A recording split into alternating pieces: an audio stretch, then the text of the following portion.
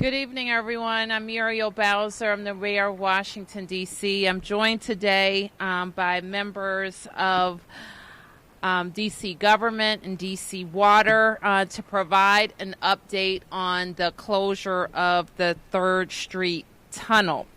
The 3rd Street Tunnel was closed early this morning because of some irregularities with the roadway, as well as a water intrusion and a substantial one that caused us to close the roadway and investigate the source of the water intrusion and the condition of the roadway.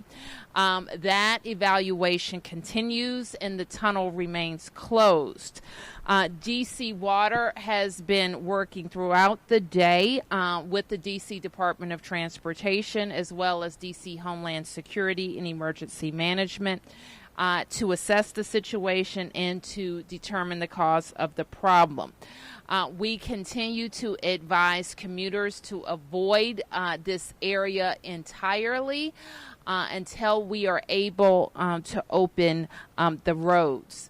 The Metropolitan Police Department, along with our Department of Transportation, continues to man points around this area to encourage people to avoid this area, and our DDOT teams will continue to do that throughout this evening and tonight. We also experienced, while D.C. Water identifies the source of the water issue, water around this area was off for a period of time, but is substantially back on. I understand that we have one occupied building just to our south that has more than 200 units that remains without water. Our teams continue to work with D.C. Water and D.C. Homeland Security to make sure that they have an emergency supply, and we continue to find ways to get them water and ways to cool their building. So with that, I am going to turn to David Gaddis, who's the CEO of D.C. Water, to provide an update on D.C. Water's operation. Thank you, Mayor. Just wanted to give you a quick update of today's events and a little bit about what the Mayor just said, not trying to repeat, but D.C. Water has recharged the mains that deliver water to most of the impacted buildings. D.C. Water has also completed the investigation and isolated which main has the break. The exact location of the break is still undetermined at this time. 307 K Street, also 1035 4th Street, being the same building, will be out of water until D.C. Water teams install a valve to isolate the area of the break. That will take us approximately 8 to 10 hours after we get location of all of the utilities in the area at that time. Previously, D.C. Water originally identified 7 locations where customers were without water.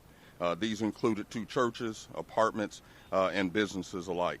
Approximately 368 units were originally affected. 2 of the buildings were unoccupied today. D.C. Water lined up a distribution efforts to impact the residents and customers and buildings in the lobbies of those buildings. However, some buildings were recharged as we were doing the distribution. So hopefully they are with water at this point in time. And from our standpoint and what we've heard, they all have water at this time except for 307K. I want to, before ending, I want to thank the district. I want to thank MPD, HSEMA, and also Fire and Emergency and everyone at those agencies for their coordination and partnership with D.C. Water as we continue to work through this issue that we have today in the district. Thank you very much. Questions? Yes, Pat? David, Maine. We do not know how long that's going to take because we have not identified exactly where the break is at this time. We have identified which main it is on. As you heard earlier today from our COO, Keisha Powell, there are 3 water mains in this area. We have identified which main it is, but we do not know where exactly the break is at this point in time. So this tunnel could be closed down for days?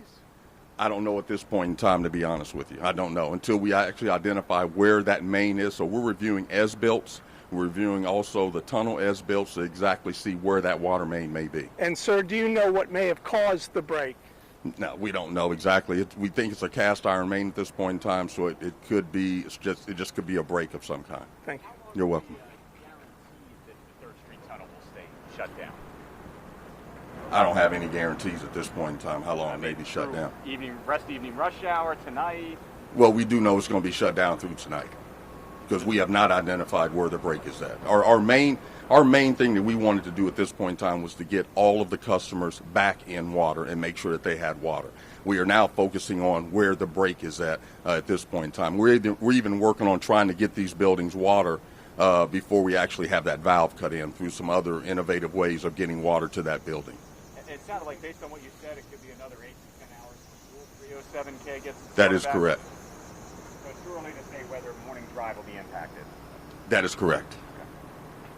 Thank you, sir. Thank you. Thank you. Any other questions? Mayor, how concerning is it that something like this can happen and really affect your city potentially for more than 24 hours?